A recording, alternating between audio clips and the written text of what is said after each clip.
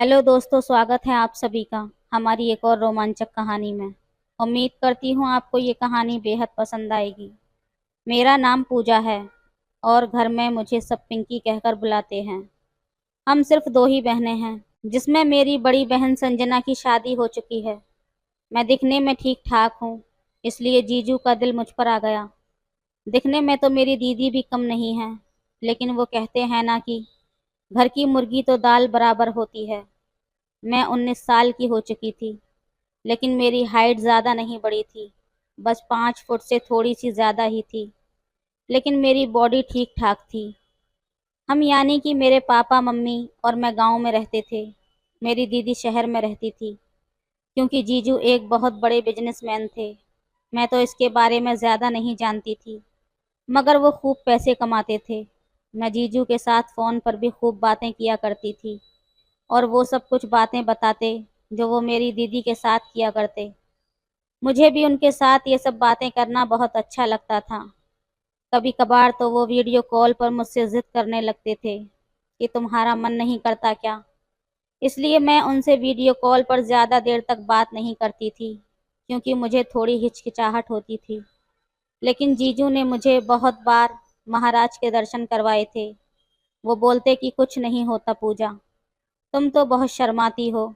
अब तुम्हारी दीदी को ही देख लो, रोज इसकी पूजा करती है।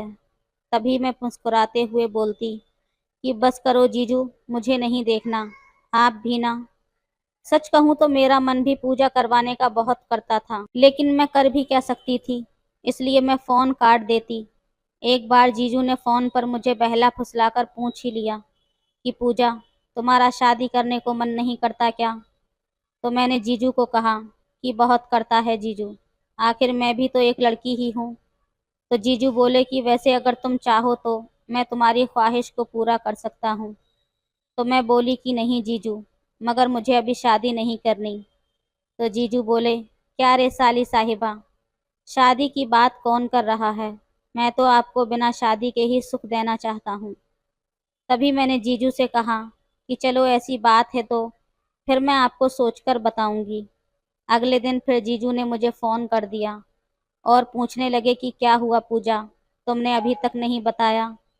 तो मैं बोली जीजू, वैसे मन तो मेरा भी कर रहा है, लेकिन आप मेरे जीजा जी लगते हो, अगर दीदी को पता चल गया तो वो गुस्सा करेगी। तभी जीजू बोले कि अरे पूजा, तुम इतना मत डरा करो, कुछ नहीं होगा। मैं कल तुम्हारे गांव आ रहा हूँ, तुम बस तैयार रहना। लेकिन तभी मैंने जीजू से कह दिया था कि जीजू मेरी ना है, आप मत आना। शाम को मैंने फिर जीजू को फ़ोन किया कि जीजू मैं सच कह रही हूँ, आप कल मत आना। लेकिन जीजू कहने लगे कि अब तो मैंने अपना मन बना लिया है और अब तो मैं आकर ही रहूँगा। तुम कैसे नहीं मानती हो। मैंने बहुत रिक्वेस्ट की, लेकिन जीजू नहीं माने। सुबह 10 बजे तक जीजू गाड़ी लेकर घर आ पहुँचे। घर में मम्मी पापा भी थे, तो जीजू उनके साथ बैठे बातें कर रहे थे, और उन्होंने बहाना भी बना लिया था कि मैं ज़रा काम से आया था, इसलिए सोचा कि आप सबसे मिलता चलूं। मैं रसोई में खाना बना रही थी, तो थोड़ी ही देर बाद जीजू सीधा ही रसोई में आ गए और उन्होंने ज़ोर से मेरी चोटी खींच ली और बोले, कैसी हो साली साहिबा, फ़ोन पर तो बड़े नखरे दिखा रही थी, फिर इतना किसके लिए सजी हो। तभी मैं ज़ोर से चीख पड़ी कि छोड़ो जीजू, आप भी ना। मैंने कितना मना किया था कि आप मत आना, लेकिन फिर भी आप आ गए। क्या आपका दीदी से जी नहीं भरता जो मेरे पीछे पड़े रहते हो। इतने में जीजू बोले कि आज तो बड़े ही गुस्से में लग रही हो, चलो अभी तुम्हारा गुस्सा शांत करता हूँ। उसके बाद उन्होंने सोने की रिंग निकाली और मेरे हाथ में पहना दी। वो वास्तव में बहुत ही सुंदर थी। मैंने पूछा कि अब इसकी क्या ज़रूरत थी जीजू। तो वो बोले कि ये तो साली साहिबा के लिए बस एक छोटा सा तोहफा था, बताओ कैसा लगा। तो मैंने मुस्कुराते हुए कहा कि बहुत सुंदर है जीजू, लेकिन आप ये मत समझ लेना कि मैं इसके बदले आपको। तो जीजू बोले, अरे नहीं पूजा, ये तो बस ऐसे ही मन किया तो ले लिया। वैसे सच कहूँ तो ये रिंग तुम पर बहुत अच्छी लग रही है, बिल्कुल राजकुमारी जैसी लग रही हो। तभी मैं बोले कि बस करो जीजू, मुझे ज़्यादा मस्के लगाने की ज़रूरत नहीं है, मैं सब समझती हूँ। इसके बाद मैंने सभी के लिए खाना लगा दिया। जीजू भी भूखे ही आए थे, तो उन्होंने भी हमारे साथ खाना खाया और बातें भी करने लगे। मैंने सोचा कि जीजू शायद अभी जाएंगे, तो मैंने कंफर्म करने के लिए मजाक के मूड में पूछ लिया कि जीजू आप आज रुक जाते तो। जीजू बोले कि तुम्हें किसने कहा कि मैं जा रहा हूँ, मैं कल सुबह ही जाऊँगा। अगर आप लोगों को परेशानी हो रही है तो फिर मैं अभी निकल जाऊँगा। तो मेरे पापा बोले कि अरे नहीं, ये तो मजाक कर रही है, और उन्होंने उल्टा मुझे ही डांट दिया। खाना खाकर जीजू गेस्ट रूम में आराम करने लगे।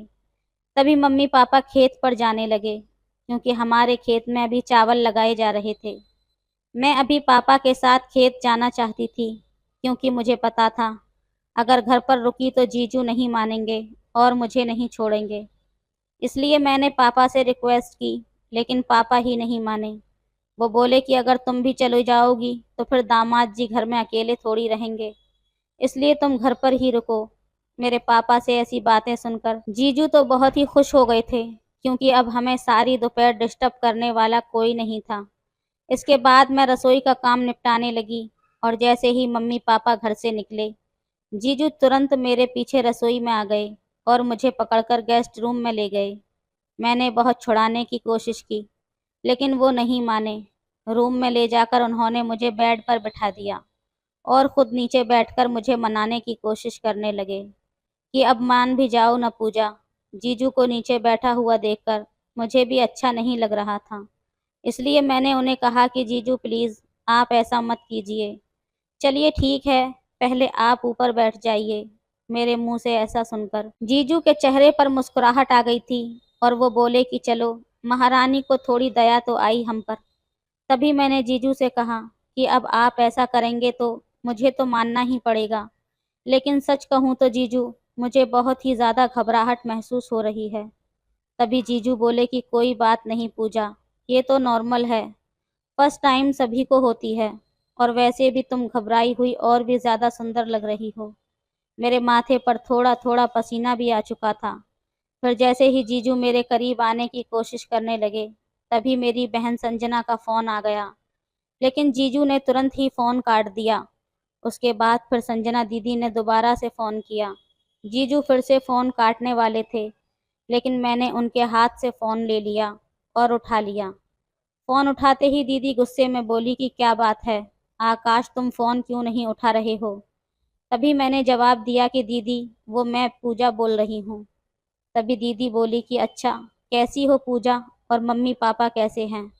तो मैंने दीदी को नमस्ते किया और कहा कि मैं ठीक हूँ। दीदी आप कैसी हो? तभी दीदी बोली कि मैं ठीक नहीं हूँ, इसीलिए तो फ़ोन किया था। आज सुबह ही सीढ़ियों से उतरते वक्त मेरा पैर फिसल गया था और मैं गिर गई।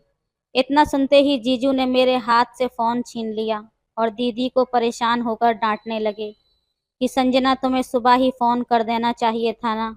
अब कैसी हो? ज़्यादा चोट तो नहीं लगी तुम्हें? तुम रुको, मैं अभी 1 घंटे में ही पहुंचता हूँ। तभी दीदी बोली कि अब इतना भी परेशान होने की ज़रूरत नहीं है। जब मैं कॉल करती हूँ तो उठाते नहीं हो। तुम्हें तो मेरी बिल्कुल भी फ़िक्र नहीं है। तो जीजू ने दीदी को सॉरी बोला और कहा कि चलो, अब मुझे माफ़ भी कर दो रानी साहिबा, आगे से ऐसा कुछ नहीं होगा। तभी मैंने जीजू के हाथों से फ़ोन ले लिया और दीदी से कहने लगी कि दीदी, मुझे जीजू की शिकायत करनी है आपसे। तो दीदी बोली कि कैसी शिकायत? फिर मैंने उन्हें कहा कि ये मुझे बहुत ज़्यादा तंग करते हैं, हर वक्त मुझे परेशान करते हैं, छेड़ते रहते हैं। मैं तो इन्हें बहुत मना करती हूँ, लेकिन ये मानते ही नहीं हैं। अब आप ही इन्हें समझा दो। तब दीदी बोली, यार जीजा साली के मामले में तो मुझे मत ही घसीटो, तो ही अच्छा है। वैसे भी ये मुझे भी बहुत तंग करते हैं, इसलिए इनकी आदत हो गई है। ऐसा कहते ही उन्होंने फ़ोन काट दिया। इतने में जीजू खड़े हो चुके थे और उन्होंने मुझसे कहा कि चलो ठीक है पूजा, अब मुझे जाना होगा। तो मैंने जीजू से कहा कि अरे रुको ना, इतनी भी क्या जल्दी है, अब तो मैं भी तैयार हूँ। तो जीजू बोले कि नहीं पूजा, तुम समझने की कोशिश करो, संजना को मेरी ज़रूरत है। मैंने जीजू को बहुत समझाया कि अरे बस आधे घंटे की ही तो बात है ना जीजू, फिर चले जाना। लेकिन जीजू ने मेरी एक ना सुनी, तो मेरी आंखों में आंसू आ गए और मैंने रोने की आवाज़ में जीजू से कहा कि प्लीज़ जीजू। मेरी आंखों में आंसू देखकर जीजू भी भावुक हो गए थे और बोले कि अरे पगली, रो क्यों रही हो। तभी जीजू ने मुझे बेड पर बिठाया और बोले कि चलो अब मुस्कुराओ। तभी मैंने जीजू से कहा कि जीजू, शायद आप नहीं जानते कि मुझे आपसे बात करना कितना अच्छा लगता है। ये तो मैं आपको तंग करने के लिए मना करती रहती हूँ। फिर जीजू मुझे समझाते हुए बोले, अरे मुझे पता है पगली, इसीलिए तो मैं तुम्हारी बातों का बुरा नहीं मानता। चलो ऐसा करो, तुम भी मेरे साथ चलो, इसी बहाने तुम्हारी दीदी से भी मुलाकात हो जाएगी। जीजू के मुंह से ऐसा सुनकर मेरा तो चेहरा खिल गया था, लेकिन मैंने जीजू को कहा कि पापा नहीं जाने देंगे, उन्हें कौन कहेगा। तो जीजू बोले कि वो संजना संभाल लेगी, तुम बस जल्दी से तैयार हो जाओ।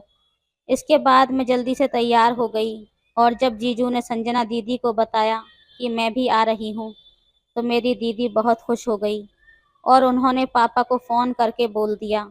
इसके बाद मैं और जीजू शहर के लिए निकल गए। सारे रास्ते मैंने जीजू पर से नज़रें नहीं हटाई थीं। जब जीजू ने पूछा तो मैं बोली कि सच सच बताना जीजू, सिर्फ मेरे लिए ही गांव आए थे या फिर। तभी जीजू मुस्कुराते हुए बोले कि आया तो तुम्हारे लिए ही था, लेकिन किस्मत देखो, तुम्हें ही लेकर जा रहा हूँ। उसके बाद पता नहीं मुझे क्या हुआ, मैंने बिना सोचे समझे ही जीजू को आई लव यू बोल दिया। मेरे इतना कहते ही जीजू ने एकदम ब्रेक लगा दिए और बोले, पूजा ये तुम कैसी बातें कर रही हो, तुम अभी बच्ची हो, इसलिए तुम्हें नहीं पता है, मैं तुम्हारा जीजा लगता हूँ। तो मैं बोली कि हाँ, तो मुझे भी पता है, तभी मेरे आगे पीछे घूम रहे हो, मैं इतनी भी छोटी नहीं हूँ। फिर मैंने सॉरी बोलकर कहा, चलो ठीक है, आज के बाद ऐसा नहीं बोलूँगी। तभी जीजू बोले कि मैं तो बस तुम्हें। फिर मैंने हाथ जोड़ते हुए कहा कि अच्छा ठीक है बाबा, आगे से नहीं बोलूँगी। वहीं रास्ते पर एक दही भल्ले का ठेला लगा हुआ था, तो मैंने दही भल्ले खाने की जिद की, क्योंकि मुझे दही भल्ले बहुत पसंद थे। इसके बाद आधे घंटे के अंदर हम घर पहुंच गए।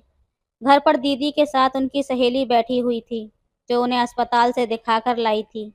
मुझे देखकर मेरी बहन बहुत खुश हो गई। जीजू ने जाते ही दीदी को डांट लगानी शुरू कर दी कि तुम्हें कितनी बार बोला है संजना, धीरे धीरे काम किया करो, लेकिन तुम मेरी सुनती कहाँ हो।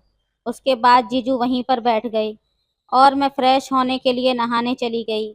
नहाने के बाद मैं रसोई में सभी के लिए खाना बना रही थी, क्योंकि दोपहर में सभी को भूख लग गई थी। तभी रसोई में जीजू भी आ गए और वो बहुत ही खुश लग रहे थे। जब मैंने उनसे खुशी का कारण पूछा तो वो बोले कि पूजा, तुम जितनी अच्छी बाहर से लगती हो, उससे लाख गुना अच्छी अंदर से भी हो। तभी मैंने कहा कि जीजू, वो तो मैं पहले से ही हूँ। तो जीजू बोले कि लेकिन मैंने तो आज ही देखा है, तुम्हें बुरी नज़र से बचाने वाले तिल तुम्हारी पीठ पर है। तब जाकर मैं समझी कि आज तो जीजू ने लाइव दर्शन ही किए हैं, क्योंकि बाथरूम में एक खिड़की भी थी।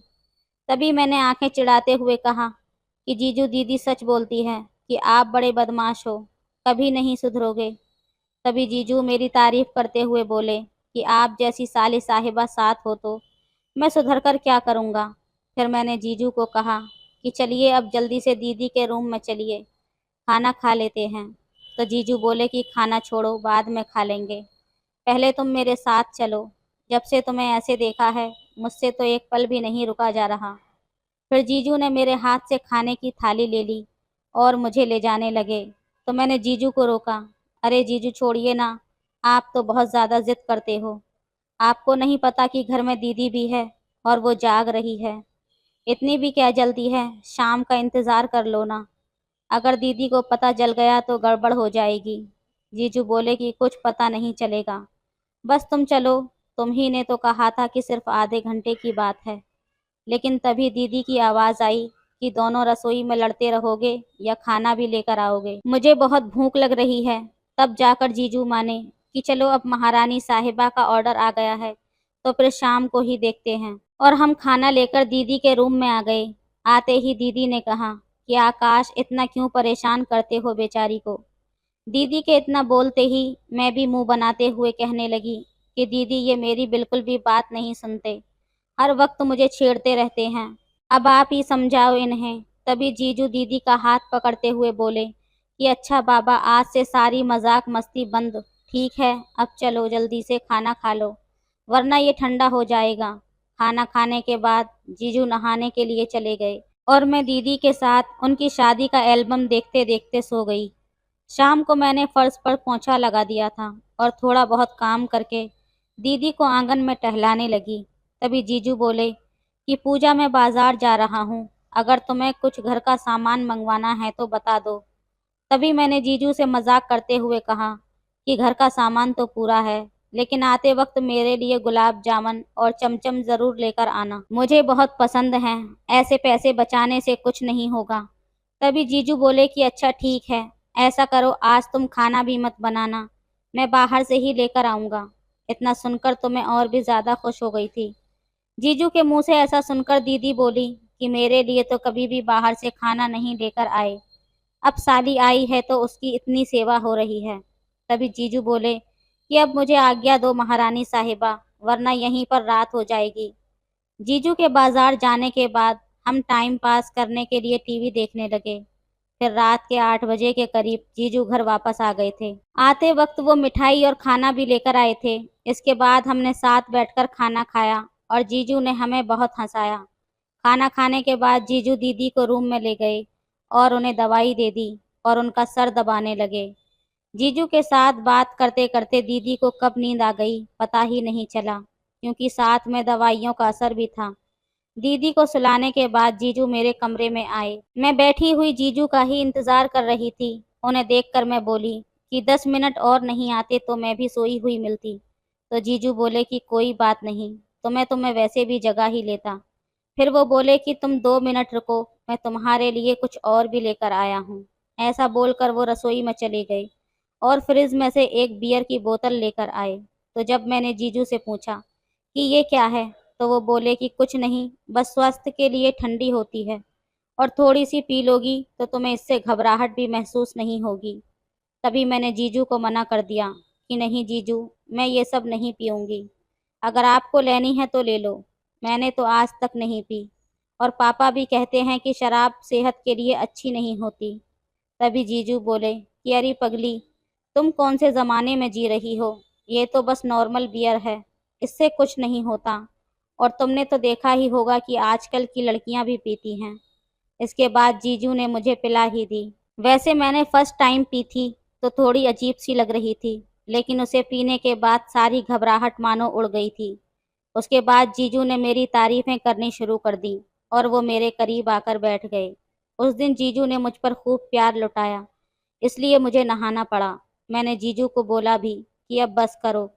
2 घंटे बाद जीजू अपने कमरे में चले गए और मैं नहाकर सो गई। रात को तो मुझे इतना पता नहीं चला, लेकिन सुबह मुझे बहुत कमज़ोरी महसूस हो रही थी। इसके बाद मेरा और जीजू का रोज़ का काम हो गया था। उधर दीदी भी बीमार थी, तो जीजू भी मेरे ही ऊपर डिपेंड हो गए थे। मैंने 10-15 दिनों तक जीजू पर खूब प्यार लुटाया और इतने में दीदी भी फिर से ठीक हो गई थी। इसके बाद जीजू मुझे वापस गांव छोड़ आए थे। फिर 2 दिनों बाद जीजू का मेरे पास फ़ोन आया और उन्होंने कहा, पूजा, दरअसल तुम्हारी दीदी को सब कुछ पता चल गया था। वो तो तुम्हारी खातिर तुम्हारे लिए कुछ नहीं बोली, लेकिन जैसे ही मैं कल घर आया तो उसने मुझे बहुत डांटा और मुझसे बात तक नहीं की। वैसे मैंने संजना को मना लिया है, लेकिन प्लीज़ अब तुम भी वो सारी बातें दिमाग से निकाल देना। ये सुनकर तो मैं भी डर गई थी, लेकिन संजना दीदी दिल की बहुत अच्छी थी। मैंने तुरंत फ़ोन कर दिया और उनसे माफ़ी मांगी। मेरी दीदी बोली कि कोई बात नहीं पूजा, तुम तो अभी बच्ची हो, गलती तो इन्हीं की है, लेकिन मैंने इन्हें समझा दिया है, आज के बाद ये ऐसा कुछ नहीं करेंगे और तुम भी घर पर कुछ मत बताना, वरना मम्मी पापा परेशान हो जाएंगे। इसके बाद सब कुछ नॉर्मल हो गया और दीदी ने भी बात को आगे नहीं बढ़ने दिया। जीजू में भले ही लाख कमियां थीं, लेकिन वो संजना दीदी की हर बात मानते थे और उनसे बेहद प्यार करते थे। इसलिए संजना दीदी ने उन्हें माफ़ कर दिया था। जीजू ने भी उन्हें भरोसा दिलाया कि आज के बाद वो ऐसी हरकतें नहीं करेंगे। तो दोस्तों, ये थी आज की कहानी। आपकी क्या राय है इस कहानी पर हमें कमेंट में ज़रूर बताएं। वीडियो अच्छी लगे तो लाइक करें, शेयर करें, सब्सक्राइब करें। धन्यवाद। सब्सक्राइब करें। मेरे माँ बाप ने बचपन में ही मेरा निकाह पक्का कर दिया था और जब मेरी उम्र 25 साल हुई तो मेरी शादी होने वाली थी। शादी को लेकर मेरे बहुत सारे अरमान थे, लेकिन निकाह से एक दिन पहले ही हमें ये खबर मिली कि मेरी होने वाली पत्नी इस दुनिया से चल बसी है। क्योंकि उसे हार्ट अटैक आया था। इस खबर से मैं बेहद दुखी था। इसी तरह कुछ दिन बीत रहे थे कि तभी मेरे माँ बाप ने फैसला किया कि मेरी शादी उसकी छोटी बहन से करा दी जाएगी, जिसका नाम रज़िया था। रज़िया दिखने में तो बेहद खूबसूरत थी, लेकिन उसकी उम्र तो अभी सिर्फ 14 साल थी। मैं इस रिश्ते से इनकार करने लगा, लेकिन माँ बाप ने ज़बरदस्ती मेरी शादी उस बच्ची से करवा दी। शादी को लेकर मेरे कई सारे अरमान थे, जो कि आज पूरे तरीके से टूट चुके थे। मैं बेबस होकर सुहागरात की रात को अपने कमरे की तरफ बढ़ रहा था। मुझे समझ नहीं आ रहा था कि भला मैं उस बच्ची के साथ क्या करूँगा। लेकिन जैसे ही मैं कमरे में दाखिल हुआ, तो मेरी 14 साल की पत्नी सुहागरात मनाने के लिए तड़प रही थी। ये देखकर मैं तो हैरान रह गया। वो तुरंत मेरे करीब आई और मोबाइल से कुछ वीडियो दिखाकर मुझसे कहने लगी कि आज हम भी इसी तरह करेंगे। मैं तो हक्का बक्का होकर वहीं खड़ा था कि तभी रज़िया ने लाइट बंद कर दी और फिर उसने मेरे साथ। हेलो दोस्तों, स्वागत है आप सभी का हमारी एक और रोमांचक कहानी में। उम्मीद करती हूँ आपको ये कहानी बेहद पसंद आएगी। सोशल मीडिया की वीडियो देखकर आज के वक्त पर हर लड़का लड़की वक्त से पहले ही जवान हो चुके हैं। आज की तारीख में हर लड़का लड़की को उम्र से पहले ही सुहागरात के बारे में पूरा पता होता है। लेकिन मुझे ये नहीं पता था कि एक 14 साल की लड़की भी सुहागरात मनाने के लिए इतना बेताब होगी।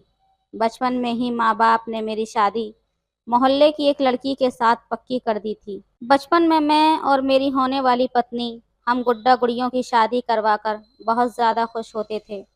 उस वक्त बचपन में ही हम दोनों एक दूसरे से जीवन भर साथ चलने की कसम खाया करते थे। हम दोनों का घर एक दूसरे के घर से कुछ ही दूरी पर था। फिर जैसे जैसे हमारी उम्र बढ़ती गई, हमारे जो शादी को लेकर जज्बात थे, वो भी बढ़ने लगे थे। हर लड़का लड़की की तरह हमारी भी कुछ ख्वाहिशें थीं, जो कि पूरी होने वाली थीं। हम दोनों ही बहुत खुश थे, लेकिन शायद हम दोनों की खुशियों को किसी की नज़र लग चुकी थी। मेरे घर में पूरे तरीके से शादी का माहौल बना हुआ था। हर तरफ घर को पूरी लाइटों से सजाया गया था। मैं घर का बड़ा बेटा था, इसी वजह से शादी में कोई कमी नहीं रखी गई थी। मैंने सुहागरात को लेकर अपने दोस्तों से पहले ही ट्रेनिंग ले ली थी। अब मैं अंदर ही अंदर बेताब हो रहा था कि तभी हमें रात को खबर मिली कि मेरी होने वाली पत्नी इस दुनिया से चली गई, क्योंकि उसे हार्ट अटैक आया था। ये खबर सुनते ही मानो मेरे पैरों तले ज़मीन खिसक गई। मेरी तो पूरी ज़िंदगी ही ख़त्म हो चुकी थी। मैंने बड़ी मुश्किल से अपने आप को संभाला था। उस लड़की के जाने के बाद 1 हफ्ते के बाद ही दोनों परिवारों की सहमति से ये फैसला लिया गया कि अब मेरी शादी उसकी छोटी बहन से करवा दी जाएगी। ये सुनकर तो मैं हक्का बक्का रह गया। मैं इनकार करने लगा कि वो तो अभी बच्ची है और मुझे अभी किसी से शादी नहीं करनी, क्योंकि मैं शबनम से बहुत ज़्यादा मोहब्बत करता था। लेकिन माँ बाप ने कहा कि दुनिया वाले ताने देंगे, तेरे बारे में गलत भी बोल सकते हैं कि शायद तेरी किस्मत ही अच्छी नहीं थी। तभी तो शादी से 1 दिन पहले ही दुल्हन मर चुकी है और मैं तुझ पर कोई भी इल्ज़ाम लगाता हुआ नहीं देख सकती। इसलिए जो फैसला तेरे लिए ले रही हूँ, वो तेरे लिए बेहतर होगा। मैं माँ बाप से कुछ और बहस ना कर सका और उन्होंने 1 हफ्ते के अंदर ही मेरी शादी एक 14 साल की लड़की के साथ कर दी। जब दोस्तों ने उस लड़की को देखा तो मुझसे कहा कि तू पागल तो नहीं हो गया? तू एक 14 साल की लड़की से भला शादी क्यों कर रहा है? उस छोटी बच्ची के साथ कैसे अपनी ज़िंदगी की शुरुआत करेगा? लेकिन मेरे पास अब कोई रास्ता नहीं था। फिर कुछ ही देर में मेरी उस लड़की के साथ शादी हो चुकी थी।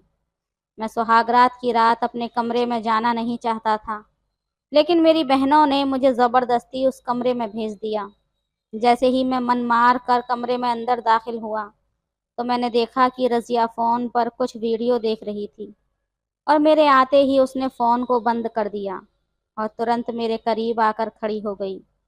उस वक्त मेरे पसीने छूट रहे थे कि तभी अचानक रज़िया ने मुझे गले लगा लिया। रज़िया काफ़ी छोटी थी, मुझे तो उसे पकड़ने में भी हिचकिचाहट महसूस हो रही थी। मैं पढ़ा लिखा लड़का था, इसी वजह से मैं रज़िया के साथ कोई भी ऐसा संबंध नहीं बनाना चाहता था। मैंने तुरंत उसे अपने आप से दूर किया। तभी वो कहने लगी, क्या हुआ, आप मुझसे शादी करके खुश नहीं हो क्या? लेकिन मैं उस बच्ची को क्या समझाता। इसी वजह से मैं तुरंत बिस्तर पर जाकर लेट गया। तभी वो दौड़ती हुई आई और मेरी बगल में आकर लेट गई। मैंने उसे जानबूझकर बहाना बनाया कि मेरी तबीयत ठीक नहीं है, इसलिए मैं सोना चाहता हूँ। मेरी बात सुनकर उसने भी सहमति दी और तुरंत लाइट बंद कर दी। शादी के माहौल की वजह से मैं बहुत ज़्यादा थक चुका था। इसी वजह से तुरंत गहरी नींद में चला गया। लेकिन रात को मैंने तभी अपने कमर के ऊपर एक हाथ रेंगता हुआ देखा, और ये हाथ किसी और का नहीं बल्कि मेरी उस कम उम्र पत्नी का था। मैं तुरंत उससे दूर हट गया। उसके छूने से मेरे जज्बात उठ रहे थे, लेकिन मैंने अपने जज्बातों पर काबू किया था। मैं तुरंत उठकर सोफे पर जाकर सो चुका था। सुबह जब उठा तो मैंने देखा कि रज़िया अभी भी गहरी नींद में सो रही थी। मैं जल्दी से वॉशरूम में गया और फ्रेश होकर हॉल में आकर बैठ चुका था। माँ भी मुझसे नज़रें चुरा रही थी, क्योंकि उन्हें पता था कि मैं ये शादी नहीं करना चाहता था। मैंने अपनी माँ से भी ठीक से बात नहीं की। तभी वो मुझे रज़िया के बारे में पूछने लगी। मैंने कहा कि वो अपने कमरे में सो रही है। आज मेरे लफ्ज़ों में बिल्कुल भी प्यार नहीं था। ये बात मेरी माँ अच्छे तरीके से जान चुकी थी। बहरहाल नाश्ता करने के बाद मैं अपने काम से घर से बाहर जाने वाला था कि माँ मुझसे कहने लगी कि अभी अभी तो नई नई शादी हुई है, तुझे अपनी पत्नी को वक्त देना चाहिए। मैंने कहा कि वो अभी बच्ची है और मैं उसे क्या वक्त दूं। ये कहकर मैं घर से रवाना हो चुका था। आज मुझे ऑफिस में कोई काम नहीं था, बल्कि माँ से झूठ बोलकर घर से निकला था। मैं उस घर में बिल्कुल भी रहना नहीं चाहता था। मैं अपने एक दोस्त के घर चला गया। मेरा दोस्त मुझे परेशान देखकर कहने लगा कि तेरी तो शादी हुई है, तुझे तो अपनी पत्नी के साथ होना चाहिए। मैंने कहा कि तू भी माँ की तरह बात कर रहा है। ये सब बातें मत बोल, मैं ये शादी नहीं करना चाहता था, तू अच्छे तरीके से जानता है। तभी मेरा दोस्त कहने लगा, फिर तू अब क्या करेगा? शादी तो हो चुकी है और तुझे इस रिश्ते को निभाना भी पड़ेगा। मैंने कहा कि मैं कैसे रिश्ते को निभाऊं, वो अभी बच्ची है यार, उसे अभी इतनी समझ नहीं है। फिर बात करते करते शाम भी हो चुकी थी। आज मैंने अपने दोस्त के साथ बैठकर खूब जमकर ड्रिंक की। मैं अपना दुख किसी से बयान नहीं कर सकता था और ना ही कोई मेरे दुख को समझना चाहता था। जीते जी मेरी जिंदगी नरक बन चुकी थी।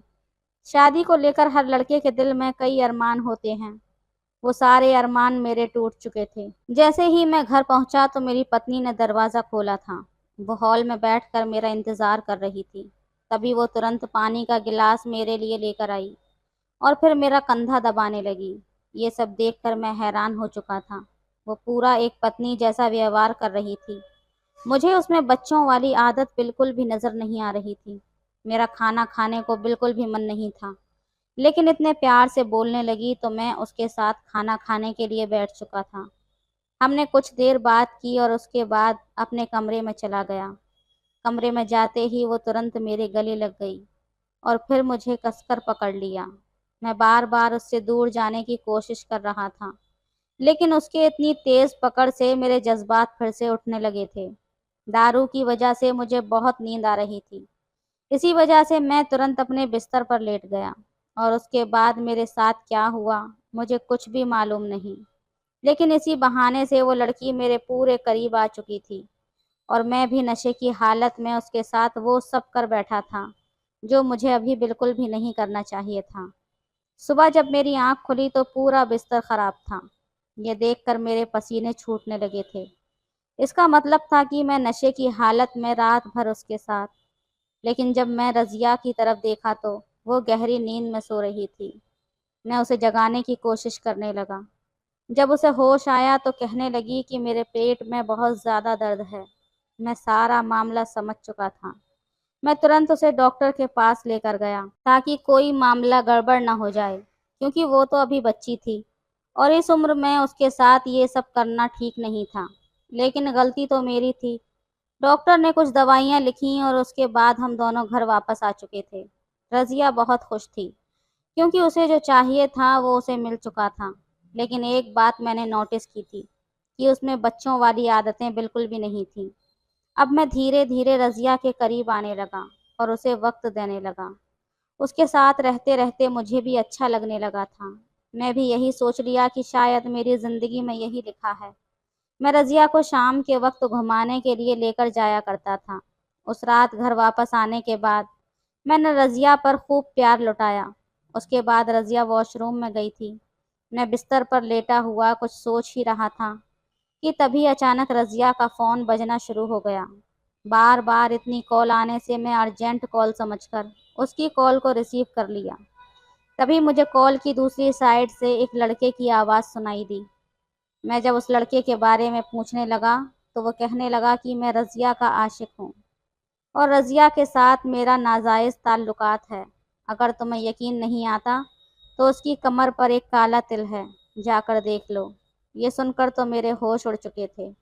जब रज़िया वापस कमरे में आई तो मैंने उसकी कमर पर हूबहू वही तिल देखा जो उस लड़के ने बताया था। उस वक्त मुझे बहुत तेज़ गुस्सा आया था। जब मैं रज़िया से इस बारे में पूछने लगा तो उसने इनकार किया। कहने लगी मेरा कोई भी बॉयफ्रेंड नहीं है और ना ही उसने किसी लड़के के साथ कोई और गलत संबंध बनाए हैं। लेकिन अब मुझे रज़िया पर बिल्कुल भी विश्वास नहीं था। मेरे मन में यही आ रहा था कि इस कम उम्र लड़की को सुहागरात के बारे में इतना सब कुछ कैसे पता था। इसका मतलब कि इसने पहले से ही ऐसा कोई संबंध बनाया है, तभी तो इसे इतनी नॉलेज है।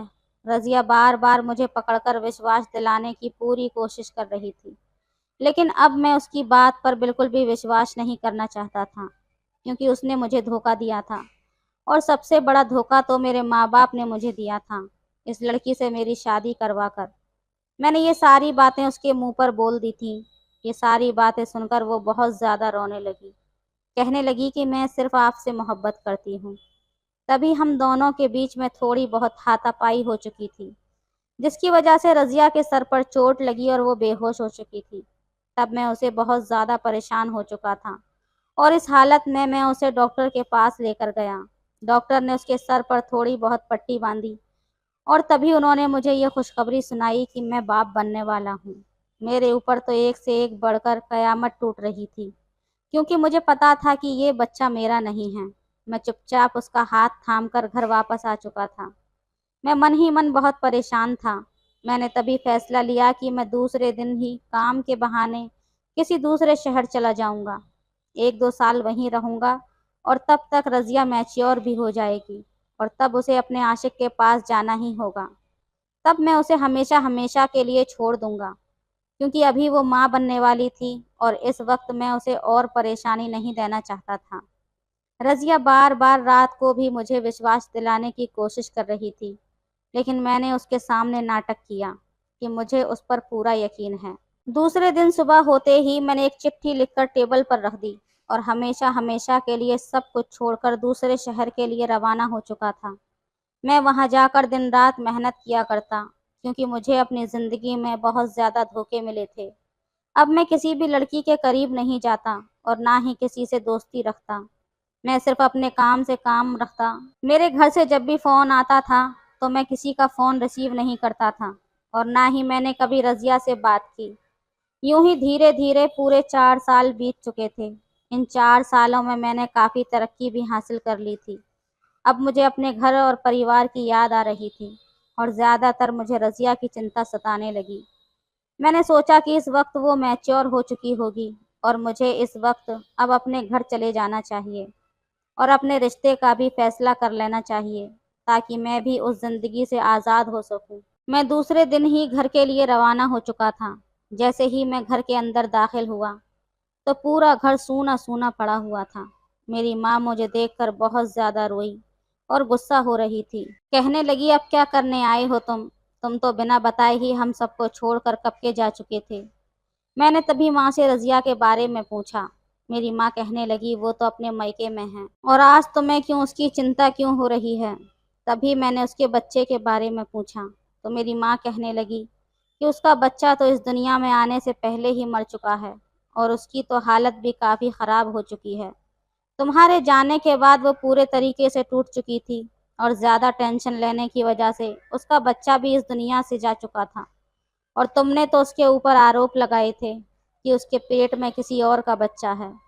मैंने अपनी माँ को हकीकत बताई तब मेरी माँ कहने लगी कि सच्चाई ये नहीं है जो तुझे पता चली। तुम्हारे जाने के बाद रज़िया के भाइयों ने मिलकर उस लड़के को ढूंढा और हम सबके सामने लाकर खड़ा कर दिया। हाँ, उस लड़के को रज़िया से मोहब्बत थी और उससे वो शादी करना चाहता था, लेकिन रज़िया उससे प्यार नहीं करती थी। रज़िया की शादी तुमसे हो चुकी थी, जिसकी वजह से वो बहुत ही ज़्यादा गुस्से में आ गया था और तुम्हारा रिश्ता तोड़ने के लिए उसने झूठी कहानी तुम्हें सुनाई, जिस पर तुमने बहुत जल्दी विश्वास कर लिया। मैंने तुम्हें सच्चाई बताने के लिए कई बार फ़ोन किया था, लेकिन तुमने तो कभी भी मुझसे बात ही नहीं की। रज़िया के माँ-बाप उसे अपने घर लेकर जा चुके हैं। ये सब सुनते ही मेरी आंखों से आंसू गिरने लगे। मुझे अपनी गलती का एहसास होने लगा कि मुझे उस लड़के के बारे में अच्छे से जानकारी लेनी चाहिए थी। मैं अपना सर पकड़कर बैठ चुका था। मुझे अब सांस लेना भी गवारा नहीं हो रहा था। मेरा मन अंदर ही अंदर दुखी हो रहा था। मैंने क्यों उस मासूम बच्ची पर यकीन नहीं किया। मेरा ज़मीर मुझे अंदर ही अंदर मलामत करने लगा। मैं वहीं अपना बैग छोड़कर तुरंत भागता हुआ रज़िया के घर चला गया। रज़िया के माँ-बाप ने मुझे घर के अंदर जाने से इनकार कर दिया। उन्होंने कहा कि हमारी बेटी की हालत तुम्हारी वजह से ख़राब है। तुम तो उसे कब का छोड़कर जा चुके थे। मैं हाथ जोड़कर उनके सामने माफ़ी मांगने लगा कि मुझे अपने किए पर बहुत पछतावा है। मुझे एक बार रज़िया से मिलने की इजाज़त दे दो। मेरी आंखों में आंसू देखकर उनके माँ-बाप को भी तरस आ गया और उन्होंने मुझे रज़िया के कमरे में जाने की इजाज़त दे दी। रज़िया के कमरे में जैसे ही गया तो रज़िया पहले से भी ज़्यादा कमज़ोर नज़र आ रही थी। वो बिस्तर पर बेजान गुड़िया की तरह लेटी हुई थी। साथ में उसके बगल में एक नर्स खड़ी थी जो उसका ध्यान रख रही थी। मैंने उस नर्स को बाहर जाने के लिए कहा। मैं रज़िया के बगल में जाकर बैठ गया तो रज़िया ने अपना चेहरा घुमा लिया। वो मुझसे कहने लगी कि मैं यहाँ से हमेशा के लिए चला जाऊँ। मैंने रज़िया के सामने हाथ जोड़ दिए और रो रो कर उससे माफ़ी मांगने लगा। हम दोनों की आपस में काफ़ी देर तक बातचीत होती रही। रज़िया को आज भी मुझसे मोहब्बत थी, इसी वजह से उसने मुझे माफ़ कर दिया।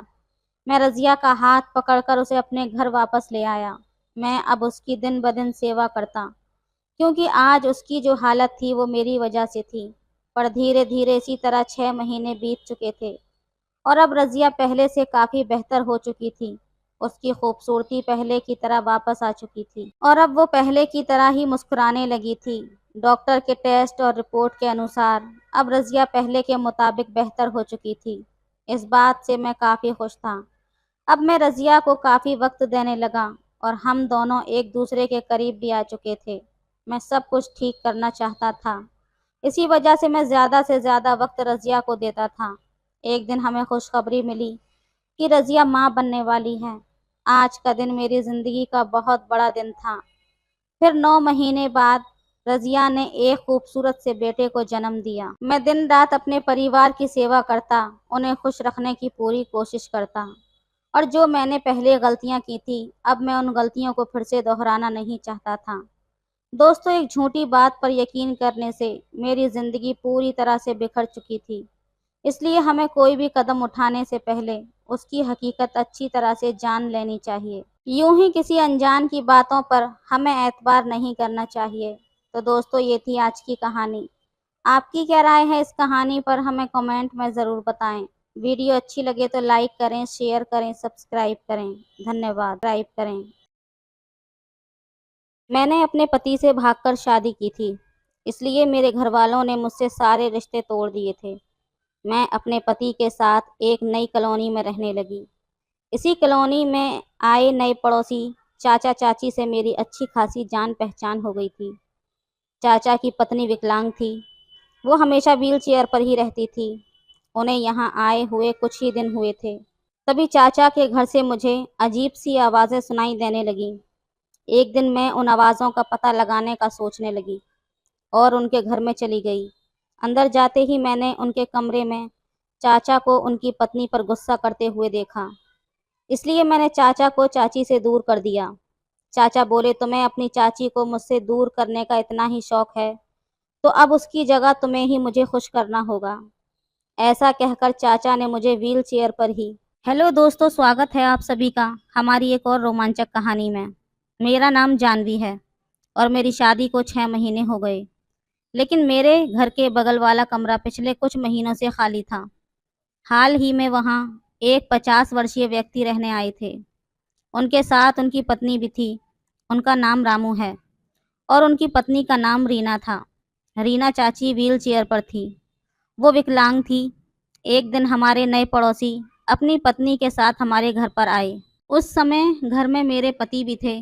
मैं मुस्कुराते हुए उन नए पड़ोसियों को घर में चाय पानी के लिए बुलाई थी। वो चाय पानी पीकर अपने घर चले गए। उसके बाद राजवीर मुझ पर नाराज होने लगा। उन्होंने कहा तुम्हें अनजान लोगों को घर में बुलाने की क्या ज़रूरत थी। अब वो अनजान नहीं थे, अब वो हमारे ही पड़ोसी थे। ये राजवीर को समझाना थोड़ा मुश्किल था। वो दिन भर ऑफिस में रहता था, इसलिए उसे पड़ोसियों की ज़रूरत महसूस नहीं होती थी। तब मैंने राजवीर की बातों पर ध्यान नहीं दिया। अगले दिन राजू चाचा ने मुझे अपने घर पर चाय पानी के लिए बुलाया।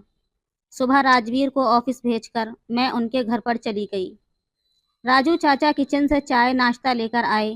तब मैं उनकी ओर आश्चर्य से देखने लगी। तभी राजू चाचा ने कहा, मुझे आश्चर्य से मत देखो। मेरी पत्नी विकलांग है, इसलिए घर का काम मुझे ही करना पड़ता है। अब मुझे इन कामों की आदत हो गई है। बातों ही बातों में राजू चाचा ने मेरी पूरी जानकारी ले ली। दरअसल मेरी शादी को अब 6 महीने हो गए थे। मैं लव मैरिज की थी, इसलिए मेरे माता पिता ने मेरी शादी को स्वीकार नहीं किया था। पिछले 6 महीनों से मेरे पति मुझसे ठीक से बात भी नहीं कर रहे थे। उस दिन मुझे पता चला कि हमारे पड़ोसियों को उनका खुद का कोई बच्चा नहीं था। उनके बच्चे नहीं थे, इसलिए वो मुझे अपनी बेटी की तरह देख रहे थे। जैसे ही मैंने अपने माता पिता की याद की, मेरी आंखों में आंसू आ गए। पिछले 6 महीने से न मैंने उन्हें देखा था, न उनसे बात की थी। उस समय मेरी आंखों में आंसू देखकर राजू चाचा मेरे पास आकर बैठ गए। फिर उन्होंने मेरी आंखों से आंसू पोंछे और मुझे अपने गले से लगाया। फिर उन्होंने कहा, चिंता मत करो, तुम हमें ही अपने माता पिता समझो। तुम्हें कभी भी किसी भी प्रकार की दिक्कत हो तो हमारे पास मदद के लिए आ सकती हो। अगर मुश्किल के वक्त भले ही तुम ना आओ, लेकिन मैं अपनी बेटी के घर ज़रूर जाऊंगा। दामाद मुझे थोड़े अजीब लगे, लेकिन कोई बात नहीं। दामाद जी जात ऐसी ही होती है। अपनी बेटी के लिए मैं निश्चय ही निर्लज की तरह उसके घर आता जाता रहूंगा। और तुम भी अपने माता पिता के घर ज़रूर आया जाया करो। राजू चाचा ने अपनी बातों से ही मुझे अपना बना लिया था। उनकी उन मीठी मीठी बातों के पीछे कोई गलत मकसद था, इसका मुझे ज़रा भी अंदाज़ा नहीं था। देखते ही देखते हमारे नए पड़ोसियों को वहां आए कुछ ही दिन बीत गए थे। फिर एक रात मैं खाने में मिठाई बनाई थी। वो मिठाई देने के लिए मैं राजू चाचा के घर गई। जैसे ही उनके घर के दरवाजे पर पहुंची, अंदर से मुझे रीना चाची की चीख सुनाई देने लगी। मुझे चिंता होने लगी कि कहीं चाची व्हील चेयर से गिर तो नहीं गई। फिर मैं लगातार उनके घर की घंटी बजाने लगी। कुछ समय बाद चाचा ने दरवाज़ा खोला। दरवाज़ा खुलते ही मैं चाची के बारे में पूछने लगी। उस समय चाचा बहुत गुस्से में थे। मैं अंदर कमरे में चाची को देखने गई तो वो मुझे बिस्तर पर मिली। चाची की आंखों में आंसू थे। मैंने उनसे उनके रोने का कारण पूछा, लेकिन चाची कुछ नहीं बोल रही थी। क्या चाचा उनके साथ बुरा बर्ताव तो नहीं कर रहे थे? कमरे से बाहर आकर मैंने चाचा से पूछा कि चाची क्यों रो रही है? क्या आपने उनसे कुछ कहा है? इस पर राजू चाचा बोले, मैं उसे क्या कहूँगा। इतने साल हो गए वो मुझे पिता बनने का सुख नहीं दे सकी और अब खुद को बूढ़ी कहकर मुझे भी खुश नहीं रख पा रही है। मैं अभी इतना बूढ़ा नहीं हुआ हूँ। मेरी उम्र अब भी तुम जैसे युवाओं की है। मैं घर का सारा काम करता हूँ। कम से कम अपने पति को खुश रखना तो उसका काम है ना। फिर राजू चाचा ने मेरा हाथ पकड़कर कहा, जानवी, तुम समझ रही हो ना मैं क्या कहना चाह रहा हूँ। बोलते बोलते वो मुझे ऊपर से नीचे तक देखने लगे। अचानक ही मुझे चाचा की नज़रें बदलती हुई महसूस होने लगीं। धीरे धीरे उनका हाथ मेरे हाथ से आगे बढ़ने लगा। तभी मुझे राजवीर की गाड़ी की आवाज़ सुनाई दी। चाचा के हाथ में वो मिठाई का डब्बा देकर मैं तुरंत वहां से निकल गई। राजवीर ने मुझे राजू चाचा के घर से बाहर निकलते हुए देख लिया था, इसलिए जब मैं घर आई तो वो मुझे नाराज़ होकर देख रहा था। राजवीर जब भी मुझे तिरछी नज़र से देखता था तो मैं तुरंत जवाब देती थी, लेकिन उस दिन मैंने बात को बढ़ाया नहीं, क्योंकि वो फिर से वही कहता कि मैं पड़ोसियों के घर क्यों गई थी। उन पड़ोसियों में मुझे अपने माता पिता दिखाई देते थे। उनके बारे में जो मैं सोच रही थी वो सच में वैसा ही था। क्या वो भी मुझे अपनी बेटी मानते थे? ये तो मैंने अच्छी तरह से नहीं जाना था। अगले 4 दिनों में दोपहर के समय में बाहर पौधों को पानी दे रही थी। तभी मुझे राजू चाचा के घर से अजीब आवाज़ें आने लगीं। उस दिन भी फिर से चाची का अजीब चीखने की आवाज़ मेरे कानों में पड़ी। चाचा 50 साल के थे, लेकिन फिर भी उनमें युवावस्था का असर कम नहीं हुआ था। उससे चाची को नुकसान हो रहा था, ये मुझे अब समझ आ रहा था। चाची में मैं अपनी माँ को देखती थी। मेरा सबसे ज़्यादा लगाव अपनी माँ से ही था और अब वो चाची में आ गया था। मुझसे चाची की वो अजीब आवाज़ें सुनी नहीं जा रही थीं। मैंने खुद को बहुत रोकने की कोशिश की, लेकिन आखिरकार मैंने चाचा के घर का दरवाज़ा खटखटाया। उस दिन चाचा मुझे बहुत गुस्से से देखने लगे। उनकी आंखें बहुत लाल हो गई थीं। मुझे चाची की सबसे ज़्यादा चिंता हो रही थी, इसलिए मैं उनके कमरे में गई। अंदर कमरे में चाची मुझे व्हील चेयर से सरकी हुई दिखी। फिर मैं पूछने लगी, चाची ये सब क्या हो रहा है? कुछ समय पहले मुझे आपकी आवाज़ें क्यों आ रही थीं? क्या आप ठीक हैं? इस पर चाची ने कहा, जानवी अब मैं तुम्हें क्या बताऊं? भगवान ने मुझे इतना अपाहिज बना दिया है, लेकिन तुम्हारे चाचा अभी भी स्वस्थ हैं। इस उम्र में भी उनकी न जाने कैसी कैसी इच्छाएं होती हैं। उन्हें खुश रखना, ऐसा उन्हें हमेशा लगता है, लेकिन अब इस उम्र में कुछ चीज़ें संभव नहीं हैं। एक तो मेरी विकलांगता मुझे ठीक से चलने भी नहीं देती, तो मैं चाचा को कैसे खुश रखूं? चाचा को कौन समझाएगा? ये सब सुनने के बाद मैं चाची से बोली, मैं चाचा से बात करूंगी। इस पर उन्होंने कहा, तुम्हारे चाचा को कोई भाषा समझ नहीं आती, तुम उनसे बात मत करना। उन्होंने मुझे चाचा को समझाने से मना कर दिया, लेकिन मैंने उनकी बात नहीं सुनी और चाचा से बात करने का फैसला किया। चाचा बाहर हॉल में बैठे हुए थे। मुझे देखते ही वो किचन में पानी लेने जाने लगे। तभी मैंने कहा, चाचा मुझे पानी वगैरह नहीं चाहिए, मुझे आपसे कुछ बात करनी है। जानवी बातें तो होती रहेंगी, तुम पहले बैठो, मैं पानी लेकर आता हूँ। चाचा ऐसा दिखावा कर रहे थे कि वे बहुत सज्जन हैं। 50 साल की उम्र में भी वो युवावस्था का लिबास ओढ़ना चाहते थे। तब मैंने चाचा का हाथ पकड़ा और उन्हें रुकने के लिए कहा। मैंने कहा, चाचा इस उम्र में आप ये क्या कर रहे हैं? आप मेरे माता पिता के स्थान पर हैं, इसलिए मैं आपसे ये सब बातें कर रही हूँ। अगर आपकी जगह मेरे माता पिता होते तो मैं उनसे भी यही बातें करती। कभी कभी बच्चों को भी माता पिता को समझाना पड़ता है। आज मुझे अपने माता पिता को समझाने का समय आया है। चाचा अब जो आपकी और चाची की उम्र है, वो एक दूसरे को सहारा देने की है। और ये सब क्या चल रहा है, मुझे सब समझ में आ गया है। इस उम्र में आप चाची से ऐसी चीज़ों की उम्मीद क्यों कर रहे हैं? तब चाचा ने ज़ोर से मेरा हाथ पकड़ लिया। वो बोले, मुझे बूढ़ा समझने की गलती मत करना। मैं अभी सिर्फ 50 साल का हूँ। अभी भी मुझ में एक युवा की तरह ताकत है। मैं केवल युवा नहीं हूँ, बल्कि अभी भी मैं बच्चा पैदा कर सकता हूँ। कमी है तो तुम्हारी चाची में है। तुम्हारी चाची मुझे खुश नहीं रख सकती, तो तुम ही उसकी जगह ले लो। ऐसा कहते हुए चाचा बड़ी अजीब नज़रों से मुझे देखने लगे और मेरे करीब आने लगे। मैंने उन्हें अपने आपे से दूर किया। पता नहीं चाचा के अंदर क्या समा गया था। वो मेरे साथ ना चाहने योग्य हरकतें करने लगे। जैसे तैसे मैं उनके घर से बाहर निकल गई। मैंने तय किया कि मैं चाचा से बात नहीं करूंगी। चाचा ने मेरे साथ जो अजीब व्यवहार किया है, उसके बारे में मैंने राजवीर को नहीं बताया। देखते ही देखते कुछ दिन बीत गए। राजवीर जब घर पर होता था तो चाचा हमारे घर नहीं आते थे, क्योंकि राजवीर थोड़ा सख्त था। उसे घर पर किसी का आना जाना बिल्कुल पसंद नहीं था। कभी कभी मुझे लगता कि मुझे भी अपना स्वभाव राजवीर जैसा कर लेना चाहिए, ताकि राजू चाचा जैसे लोग मुझसे दूर रहें। देखते ही देखते एक पूरा हफ्ता बीत गया। अचानक एक दिन मुझे चक्कर आने लगे। चेकअप के बाद पता चला कि मैं गर्भवती हूँ। मेरी ये खुशखबरी मैं चाची को भी बताना चाहती थी, लेकिन चाचा ने मेरे साथ न चाहने योग्य हरकतें करने की कोशिश की थी। इससे उन्होंने मेरे दिल में अपनी जगह खो दी थी। मैं ये खुशखबरी अपने माता पिता को भी नहीं बता सकती थी, क्योंकि वो मुझसे बात नहीं करना चाहते थे। उस दिन शाम को जब मैं बाहर बगीचे में टहल रही थी, तो मैं अपनी दोस्त के साथ फ़ोन पर बात कर रही थी। उससे बात करते हुए मैंने उसे अपनी खुशखबरी बताई। मैं अपनी दोस्त के साथ फ़ोन पर बात कर रही थी। उस वक्त हमारी बात कोई तीसरा व्यक्ति भी सुन रहा था। इस पर मेरा ध्यान नहीं था। मुझे अगले दिन पता चला कि कल मेरी बात किसी ने सुनी है। मेरी बात सुनने वाला कोई और नहीं बल्कि राजू चाचा थे। ये मुझे अगले दिन पता चला जब वो घर आए। रोज की तरह राजवीर के ऑफिस जाने के बाद पड़ोसी चाचा और चाची मेरे घर मिठाई लेकर आए। चाची ने कहा, तुम्हारे चाचा ने खास तुम्हारे लिए स्पेशल मिठाई बनाई है। उन दोनों ने मुझे शुभकामनाएं दी। चाचा ने कहा, कल जब तुम बगीचे में टहल रही थी तब मैंने तुम्हारी फ़ोन पर की गई बात सुनी थी।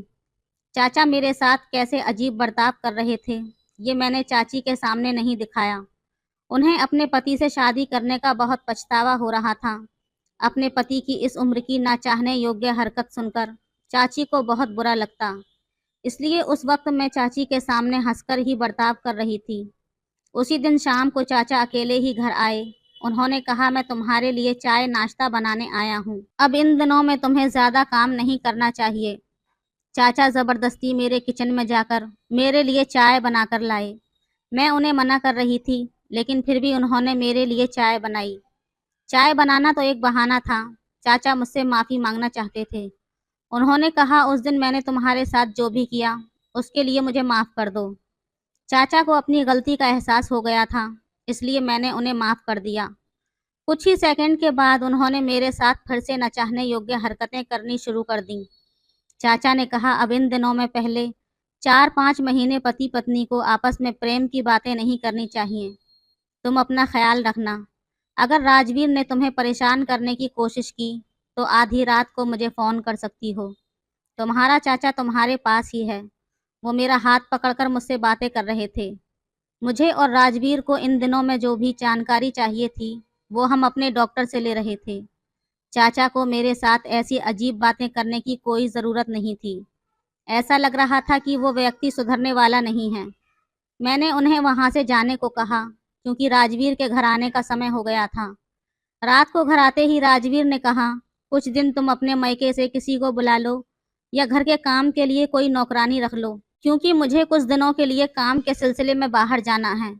घर में तुम्हारी देखभाल के लिए कोई न कोई तो होना चाहिए। राजवीर बार बार कहता था कि घर में एक नौकरानी रख लो। मैंने उसे हाँ कह दिया था, लेकिन मैं नौकरानी रखने वाली नहीं थी क्योंकि मुझे अभी इसकी ज़रूरत नहीं थी। अगले ही दिन राजवीर अपने काम के लिए निकल गया। वो 5-6 दिनों के लिए बाहर गया था। राजवीर को बाहर गए हुए अभी एक ही दिन हुआ था। एक दिन के बाद शाम के समय चाचा खाने की थाली लेकर मेरे घर आए। मैंने उनसे कहा कि वो यहाँ से चले जाएं। तब चाचा ज़बरदस्ती घर में घुस आए। उन्होंने कहा, जानवी तुम मेरा हक नहीं छीन सकती, तुम पर मेरा पूरा हक है। ऐसा कहकर चाचा ने मुझे गले लगाया। फिर उन्होंने अपनी जेब से एक रुमाल निकाला और उसे मेरे मुंह पर लगाने की कोशिश की। तभी मैं उनके हाथ से रुमाल झटक दिया और उनसे दूर भागी। वो मेरे साथ क्या करने की कोशिश कर रहे थे मुझे कुछ समझ नहीं आ रहा था। फिर वो मुझे अजीब तरीके से छूने लगे। मैं चाचा से बचने की कोशिश करने लगी। फिर चाचा ने कहा, जानवी तुम मुझसे कितनी दूर भागोगी? मैं तुम्हारे साथ समय बिताए बिना यहाँ से नहीं जाऊँगा। मुझे पता है कि राजवीर बाहर गया है। तुम्हारी सुंदरता ने मुझे मोहित कर लिया है। तुम हमेशा अपनी चाची को मुझसे बचाने के लिए घर आती थी ना। आज तुम्हें मुझसे कौन बचाएगा? अगर तुम मुझे खुशी देने के लिए तैयार हो तो मैं तुम्हें कोई नुकसान नहीं पहुंचाऊंगा। चाचा की बातें सुनकर मैं बिल्कुल हैरान रह गई थी। मुझे ऐसा लग रहा था कि मैं वहीं बेहोश हो जाऊंगी, लेकिन मैंने खुद को संभाला। मैं जितना चाचा से दूर भागने की कोशिश कर रही थी वो उतनी ही ताकत से मुझे अपनी ओर खींच रहे थे। आखिरकार चाचा ने साथ लाया हुआ रुमाल मेरे चेहरे पर लगा दिया। उसके बाद मुझे नींद सी आने लगी। जब मैं जागी तो मैंने खुद को अस्पताल के बिस्तर पर पाया। चाचा ने मेरे साथ ज़रूर कुछ बुरा किया था, वो मुझे समझ में आया था। तब मैं राजवीर को पुकारने लगी। अस्पताल के कमरे में राजवीर की जगह उसका एक दोस्त आया था। उसने कहा, भाभी आप बिल्कुल मत घबराइए, आप पूरी तरह सुरक्षित हैं। मैंने कहा, राजू चाचा ने मेरे साथ। ऐसा कहकर मैं रोने लगी। मेरी बात सुनकर राजवीर के दोस्त ने कहा, वो नालायक आदमी आपके साथ ज़बरदस्ती करने की कोशिश कर रहा था, लेकिन समय पर आकर मैंने आपको उससे बचा लिया। कुछ ही देर में राजवीर यहाँ पहुँच जाएगा। कुछ समय बाद राजवीर अस्पताल में पहुँच गया। मुझे देखते ही उसने मुझे गले लगा लिया। फिर राजवीर ने कहा, जानवी अगर मैंने घर में खुफिया कैमरे नहीं लगाए होते तो मैं अपनी पत्नी और अपनी संपत्ति दोनों को खो देता। खुफिया कैमरे, मैंने सवालिया नज़रों से अपने पति से पूछा। इस पर राजवीर ने कहा, बाहर जाने से पहले मैंने घर में कई जगह पर खुफिया कैमरे लगाए थे, क्योंकि मुझे तुम्हारे उस सगे पड़ोसी पर बिल्कुल भी भरोसा नहीं था। कुछ महीनों से तुम अपने माता पिता से दूर थीं, इसलिए तुम्हें उन पड़ोसियों में अपने माता पिता नजर आने लगे थे। उनके मन में क्या षड्यंत्र चल रहा था, इसका तुम्हें अंदाज़ा नहीं था। मैंने कई बार तुम्हें समझाने की कोशिश की, लेकिन तुम मेरी बात नहीं सुनती थीं। मैं भी तुम्हारे सामने ज़्यादा कुछ नहीं बोल सकता था, इसलिए आखिरकार मैंने घर में खुफिया कैमरे लगाए। जिस समय वो नालायक आदमी तुम्हारे साथ ज़बरदस्ती करने लगा, वो सारा दृश्य मैंने अपने लैपटॉप पर देखा था। ये देखते ही मैंने तुरंत अपने दोस्त को घर भेजा। आकाश के पास मैंने अपने घर की दूसरी चाबी दी थी। समय पर आकर आकाश ने तुम्हें उस दरिंदे से बचाया था। वो राजू और रीना दोनों ही धोखेबाज हैं। रीना अपाहिज नहीं है, वो दोनों ही पति पत्नी चोर हैं। तुम उनकी मीठी मीठी बातों में फंस गईं। मैंने उन दोनों को पुलिस के हवाले कर दिया है। वो दोनों ही चोर चोरी करने के कामों में माहिर हैं, इसलिए वो सब कुछ बड़ी सफाई से कर रहे थे। तुम उनकी मीठी मीठी बातों में फंस गई थीं। मेरे पति की समझदारी से उस दिन मेरी इज्जत भी बची और हमारी संपत्ति भी। चोरी करने के इरादे से वो दोनों पति पत्नी मेरे घर आए थे। उन्हें जेल में ही होना चाहिए था। निर्देश, ये सही है कि इंसान के पास भावनाएं होती हैं। भावनाओं में बहकर किसी को अपने घर की सारी बातें बता देना या फिर उन पर हद से ज़्यादा भरोसा करना बिल्कुल भी ठीक नहीं है। इसलिए आपके घर के पास कभी भी कोई नया पड़ोसी आए तो उससे जल्दबाजी में कभी भी जान पहचान ज़्यादा ना बढ़ाएं। तो दोस्तों, ये थी आज की कहानी। आपकी क्या राय है इस कहानी पर, हमें कमेंट में ज़रूर बताएं। वीडियो अच्छी लगे तो लाइक करें, शेयर करें, सब्सक्राइब करें। धन्यवाद। मेरे मौसा जी 55 साल की उम्र में भी बहुत ताकतवर थे।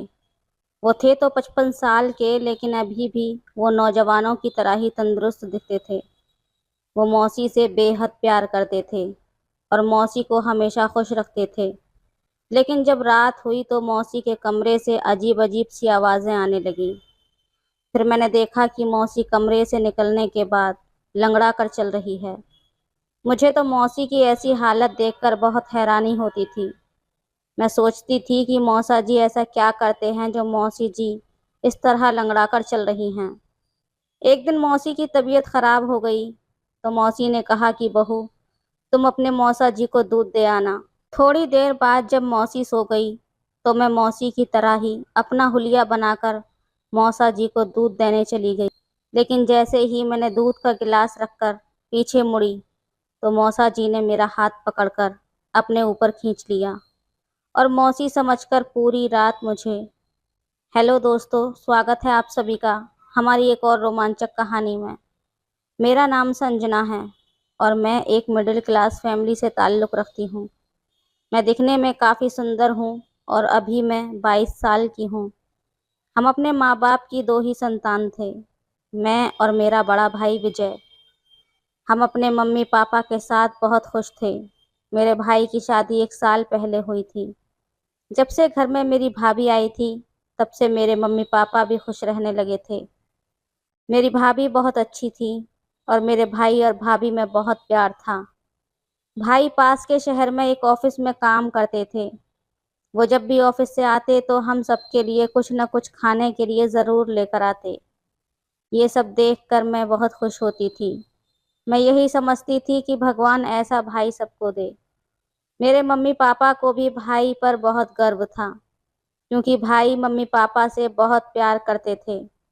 मेरी ग्रेजुएशन की पढ़ाई पूरी हो गई तो मेरे मम्मी पापा मेरी शादी के लिए रिश्ते तलाशने शुरू कर दिए। अभी कुछ ही दिन गुजरे थे कि एक अच्छा सा लड़का मेरे पापा को मालूम हुआ। पापा ने इस लड़के की छानबीन की तो पता चला कि लड़का बहुत ही अच्छा है। लड़के का नाम राजीव है, लेकिन उसके माता पिता नहीं हैं। उसे उसके मौसा और मौसी ने अपने बेटे की तरह पाला है। लड़का बहुत ही अच्छा है और उसमें किसी तरह की कोई बुराई नहीं है। जैसे ही मैंने शादी की बात सुनी तो मेरे मन में कई सारे सपने सजने लगे। मैं दुनिया भर के ख्वाब देखने लगी। मैं जवान और खूबसूरत थी, इसलिए मेरे अंदर एक लड़का और लड़की के बीच की भावनाएं काफ़ी अच्छे से समझ आती थीं। पापा ने सोचा कि परिवार अच्छा है तो देर नहीं करनी चाहिए, इसलिए मेरे पापा ने झटपट से मेरी शादी तय कर दी और 1 महीने में ही शादी होकर मैं अपने ससुराल आ गई। ससुराल में मेरे पति के मौसा-मौसी भी मुझे देखकर बहुत खुश हुए थे। सारी रस्में खत्म होने के बाद मुझे कमरे में भेज दिया गया। धीरे-धीरे वक्त गुजरा और रात हो गई। मैं अपनी सुहाग की सेज पर बैठी अपने पति का इंतजार कर रही थी। उस वक्त मेरा मन बहुत ही बेचैन हो रहा था, क्योंकि सुहागरात का तो मैंने बहुत नाम सुना था। यह शादी का एक यादगार दिन होता है। मैं यही सब सोचकर घबरा रही थी। थोड़ी ही देर में मेरा पति राजीव मेरे कमरे में आए और आकर मेरे पास बैठ गए। वो कहने लगे कि मैं बहुत ही खुश हूँ कि तुम्हारा जैसा जीवन साथी मुझे मिला है। पता है संजना, जब मैं 10 साल का था तब मेरे मम्मी पापा का एक एक्सीडेंट में देहांत हो गया था। तब से मुझे मेरे मौसा और मौसी ने ही पाल पोस कर इस काबिल बनाया है। मैं चुपचाप उनकी बातों को सुन रही थी। फिर मैंने कहा कि आपके मौसा और मौसी जी की कोई अपनी औलाद नहीं है क्या? तब मेरे पति राजीव कहने लगे कि मेरी मौसी को बहुत दिनों तक कोई औलाद नहीं हुई, लेकिन जब मौसा जी मौसी का बहुत इलाज करवाए तब कई साल के बाद वो प्रेग्नेंट हुई। लेकिन जब बच्चा होने का समय आया तो मौसी की तबीयत अचानक खराब हो गई। मौसा फौरन मौसी जी को डॉक्टर के पास लेकर गए, तो मौसी को देखने के बाद डॉक्टर ने कहा कि दोनों में से किसी एक को ही बचाया जा सकता है। उस वक्त तो मौसा जी को कुछ समझ में नहीं आया, तो उन्होंने कह दिया कि मौसी को किसी भी तरह से बचा लें। उस वक्त मौसी की जान तो बच गई, लेकिन डॉक्टर ने कह दिया कि वो कभी भी मां नहीं बन सकती। इस सदमे से मेरी मौसी और मौसा काफ़ी दिनों तक नहीं निकल पाए थे। लेकिन कुछ दिन बाद मेरे मम्मी पापा का एक एक्सीडेंट में मौत हो गई। तब से वो मुझे अपने बेटे की तरह प्यार दे रहे हैं। मैं जितना भी कोशिश कर लूँ, लेकिन मैं अपने मौसा मौसी का एहसान कभी नहीं भुला सकता। इतना कहते कहते मेरे पति राजीव की आंखों में आंसू आ गए। फिर मैंने कहा कि आप इतना परेशान मत हो, मैं भी उनका बहुत अच्छे से ख्याल रखूंगी। उस वक्त उनकी इस सब बातों से ज़्यादा मुझे अपने जज्बातों का ख्याल आ रहा था। मैंने अपने पति का हाथ पकड़ा और फिर कहा कि अब इन्हीं सब बातों में रात गुजारनी है क्या? आज हमारी शादी की पहली रात है। इतना कहते ही वो मुझे अपनी बाहों में भरने लगे और फिर मैं भी तो इसी पल का इंतज़ार कर रही थी। थोड़ी ही देर में राजीव मुझसे दूर हो गए। वो 5 मिनट भी ठीक से नहीं टिक पाए। ये सब देखकर मैं अंदर ही अंदर जलने लगी। मैंने कितने सपने देखे थे और कितने अरमान सजाए थे, लेकिन मेरे उन सब सपने और अरमानों पर पानी फिर गया था। राजीव मुझे वो संतुष्टि नहीं दे पाए जो एक पत्नी को अपने पति से होनी चाहिए। राजीव फौरन ही गहरी नींद में चले गए, लेकिन मैं एक मायूसी लिए बिस्तर पर करवटें बदलती रही, इसी कश्मकश में कि कब सुबह हो गई पता ही नहीं चला। मैं सुबह उठकर फ्रेश होने के लिए चली गई। जब वापस आई तो मौसा जी घर में ही कसरत कर रहे थे। मैं ये देखकर हैरान थी कि मौसा जी 55 साल के होने के बावजूद एक जवान मर्द की तरह लग रहे थे। फिर मैं किचन में चली गई और चाय बनाने लगी। थोड़ी ही देर में मैं चाय बनाकर मौसा जी को देने चली गई। मौसा जी कहने लगे, अरे बहू, तुम्हारी मौसी कहाँ हैं? वो कहीं भी नज़र नहीं आ रही। मैंने कहा वो अंदर ही हैं और कुछ काम कर रही हैं। मैं जब गौर करने लगी थी कि मौसी जहाँ कहीं भी होती थी, मौसा जी वहीं पर पहुँच जाते थे और मौसी के साथ अजीब सी हरकतें करने लगते थे। मौसी कहती, अब तो शर्म करो, घर में नई नई बहू आ गई है, अगर वो ये सब देखेगी तो क्या सोचेगी? मौसा जी कहने लगे कि क्या सोचेगी? हर पति अपनी पत्नी के साथ ये सब करता है, राजीव भी यही सब करता होगा। मौसा मौसी की ऐसी बातें सुनकर मुझे बहुत शर्म महसूस हो रही थी। मैं सोचने लगी कि काश राजीव भी ऐसा होता। ऐसे ही 1 हफ्ता गुजर गया और फिर एक रात जब मैं बाथरूम जाने लगी तो मौसा जी के कमरे से मौसी की अजीब अजीब सी आवाज़ें सुनाई देने लगीं। ऐसी आवाज़ सुनकर मैं अपने जज्बातों पर काबू नहीं कर पाई और उनके कमरे की खिड़की के पास जाकर देखने लगी। तभी हल्की सी रोशनी में मैंने ऐसा कुछ देखा जिसे देखकर मुझे अपने जज्बातों पर काबू पाना मुश्किल होने लगा था। मैं किसी तरह वहां से अपने जज्बातों पर काबू पाते हुए अपने कमरे में चली गई और मैं भी राजीव को उकसाने लगी, लेकिन वो इतना गहरी नींद में था कि उन्हें कुछ फर्क ही नहीं पड़ा। किसी तरह मैं बिस्तर पर करवटें बदलते बदलते सो गई। जब सुबह हुई तो मेरे पति अपनी ड्यूटी के लिए जाने लगे। उनकी छुट्टियां अब खत्म हो गई थीं। दरअसल मेरे पति राजीव शहर में ही रहकर अपनी नौकरी करते थे। वो घर पर महीने के आखिर में ही आते थे। मैं किचन में जाकर उनके लिए नाश्ता बनाने लगी और थोड़ी देर के बाद वो नाश्ता करके अपने काम पर चले गए। मैं यूं ही अपना उदास सा चेहरा लेकर अपने कमरे में चली गई, लेकिन मुझे रात वाला मंजर मेरे दिमाग में घूमने लगा। मैं ये सोचने लगी कि मौसी कितनी खुशकिस्मत है जो अभी तक मौसा जी इस कदर प्यार करते हैं, और एक मेरा पति है जिसके प्यार के लिए मुझे तरसना पड़ता है।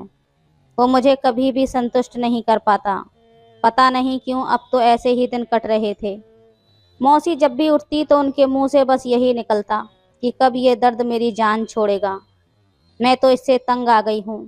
पूरा दिन खेत में काम करता है, फिर भी रात को मुझे नहीं छोड़ता। पता नहीं कब ये थकता भी है या नहीं। वो हमेशा ही अपनी कमर को पकड़कर कहती रहती कि ये कमर का दर्द कब ठीक होगा। मौसी की ऐसी बातें सुनकर मैं भी हैरान रह जाती कि आखिर मौसा जी ऐसा क्या करते हैं जो मौसी ऐसी बातें करती है। अगली रात फिर से मौसी के कमरे से वही आवाज़ आने लगी। फिर मैं अपने आप पर काबू नहीं कर पाई और उसी खिड़की के पास जाकर उनके कमरे में झांकने लगी। फिर से वही मंजर मेरी आंखों के सामने था जिसे देखकर मैं बेकाबू होने लगी थी। फिर मैंने अपने कदम पीछे कर लिए और अपने कमरे में वापस आ गई। कमरे में आकर मैं ये सोचने लगी कि कहीं ये बात मौसा जी को पता न चल जाए। अगर उनको पता चल गया कि उनको बहुत बुरा लगेगा। यही सोचकर मैं कई दिनों तक वो सब देखना बंद कर दिया था। एक दिन मौसी की तबीयत बहुत ख़राब हो गई। वो अपना सर पकड़कर यही कह रही थी कि मेरी तबीयत ख़राब है, लेकिन उसे इन सब से कोई मतलब नहीं है। उसे तो बस अपनी खुशी पूरी करनी है। रात को मौसी ने मुझसे कहा कि बहू आज मेरी तबीयत ठीक नहीं है, इसलिए मैं उसके कमरे में नहीं जाऊंगी। तुम्हारे मौसा को इलायची वाला दूध पीने की आदत है। आज तुम उनको दूध दिया ना। इतना सुनना था कि वो वाला मंजर मेरी आंखों के सामने घूमने लगा था। मौसी दूसरे कमरे में जाकर सो गई और मैं दूध का गिलास लेकर मौसा जी के कमरे में जाने लगी। उस वक्त मौसा जी के कमरे में हल्की रोशनी वाली लाइट जल रही थी। जब मैं दरवाजे पर पहुंची तो मेरे मन में कई तरह के ख्याल आने लगे थे। मैंने अपना दुपट्टा सर पर रखकर घूंघट की तरह आगे गिरा लिया, क्योंकि मौसी भी ऐसे ही घूंघट डाले रखती थी। उस वक्त मैंने बिल्कुल ही मौसी की तरह अपना हुलिया बना दिया था और कमरे के अंदर चली गई। अंदर का नज़ारा बड़ा ही खौफनाक था। मैं दूध का गिलास रखकर जैसे ही वापस आने लगी तो मौसा जी ने मेरा हाथ पकड़ लिया और अपने ऊपर खींच लिया। मैंने झट से अपना मुंह ढक लिया ताकि उन्हें नज़र न आए कि मैं हूँ। फिर वो मेरे साथ ऐसी हरकतें करने लगे जैसे मौसी के साथ किया करते थे। फिर मैं भी अपने जज्बातों पर काबू न कर सकी और वो सब होने लगा। जब मौसा जी सो गए तो मैं उठकर अपने कमरे में चली आई। मैं आज बहुत खुश थी और यही सोच रही थी कि मौसी की हालत ऐसी क्यों रहती है। इसका अंदाज़ा मुझे आज लग चुका था। मैं अपने बिस्तर पर लेट गई और कब मैं गहरी नींद की आगोश में चली गई मुझे पता ही नहीं चला। जब सुबह मेरी आँख खुली तो मैं बहुत ही अच्छा महसूस कर रही थी। रात वाली खुशी का तो मुझे ठिकाना ही नहीं था। मैं फ्रेश होने के लिए चली गई। थोड़ी देर में मैं बाहर आई तो मैंने देखा कि मौसी को अभी भी तेज़ बुखार है। मैं उनके माथे पर कपड़े भिगोकर रखने लगी। तभी मौसा जी भी वहाँ आ गए। वो पूछने लगे कि बहू अब मौसी की तबीयत कैसी है। मैंने कहा अब कुछ ठीक है, बुखार भी थोड़ा कम हो गया है। उस वक्त मैंने महसूस किया कि मौसा जी मुझे गौर से देख रहे थे। इससे पहले तो वो कभी इस तरह नहीं देखते थे। मैं सोचने लगी कि कहीं रात वाली बात इनको पता ना चल गई हो। कि मौसी की जगह मैं थी। ये सब सोचकर मैं एकदम से घबरा गई। मुझे लगा कहीं ये बात मौसा जी को पता न चल जाए, तो पता नहीं वो मेरे बारे में क्या सोचेंगे।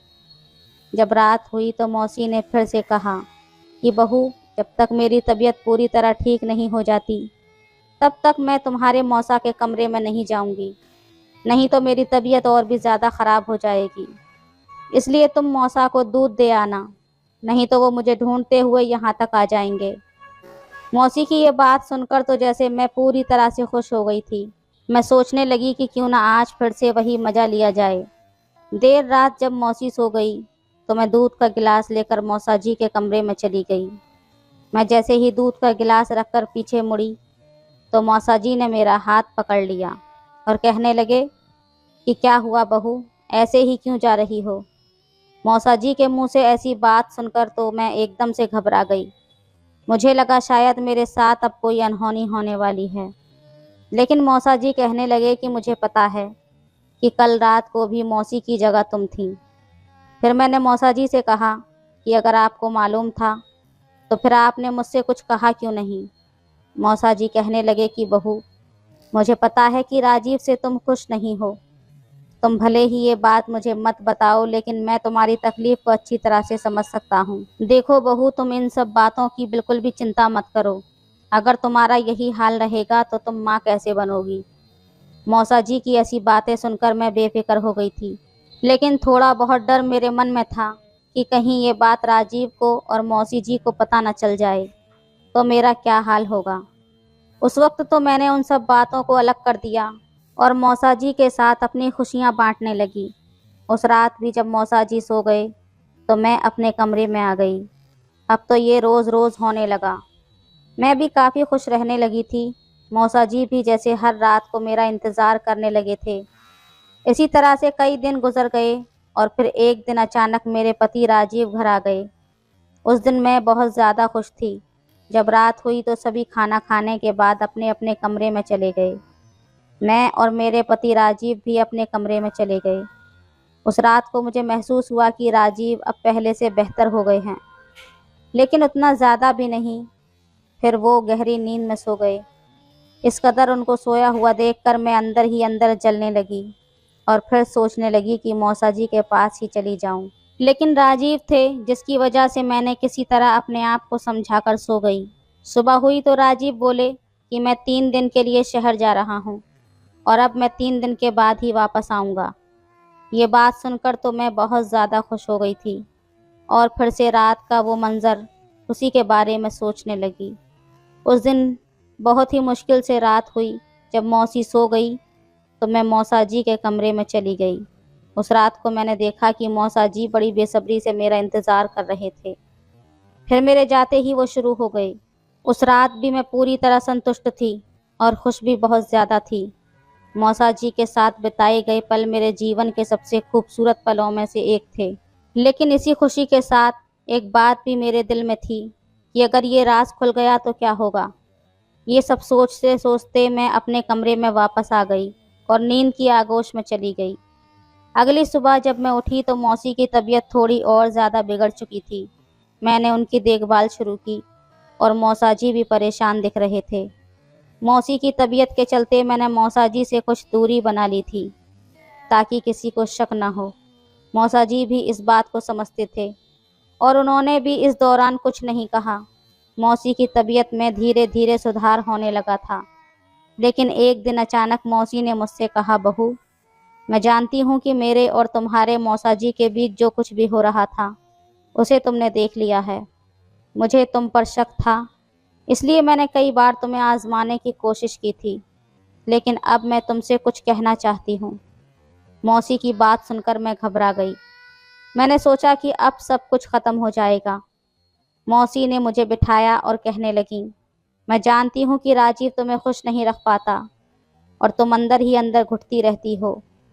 मैंने देखा है कि तुम्हारे चेहरे पर मुस्कान तब आती है जब तुम अपने मौसा जी के साथ होती हो। मैं नहीं चाहती कि तुम्हारा जीवन दुख में कटे, इसलिए मैंने ये सब होने दिया जो तुम्हारे और तुम्हारे मौसा जी के बीच हो रहा था।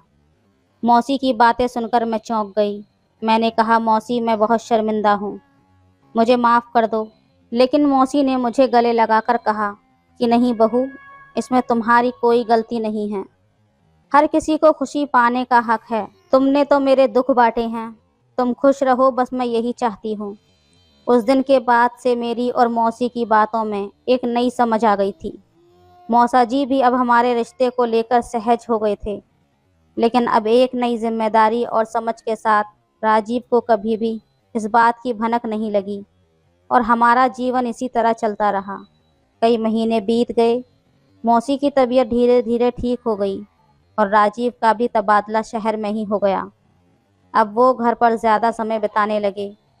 हमारे जीवन में एक संतुलन और स्थिरता आ गई थी। मैं भी अपने जीवन में खुशी और संतोष का अनुभव करने लगी थी। मौसा जी और मेरा रिश्ता अब भी वही था, लेकिन एक समझदारी और गहराई के साथ। हमने अपने जीवन के उस पहलू को स्वीकार कर लिया था और आगे बढ़ने का निर्णय लिया था। हमारे जीवन में अब कोई छुपाव या डर नहीं था, सिर्फ एक गुप्त समझ और संतुष्टि थी। और इस तरह मैंने अपने जीवन में उस खुशी और संतुष्टि को पा लिया था जिसकी मुझे हमेशा तलाश थी। तो दोस्तों, ये थी आज की कहानी। कहानी आपको कैसी लगी कमेंट करके ज़रूर बताएं। वीडियो अच्छी लगे तो लाइक करें, शेयर करें, सब्सक्राइब करें।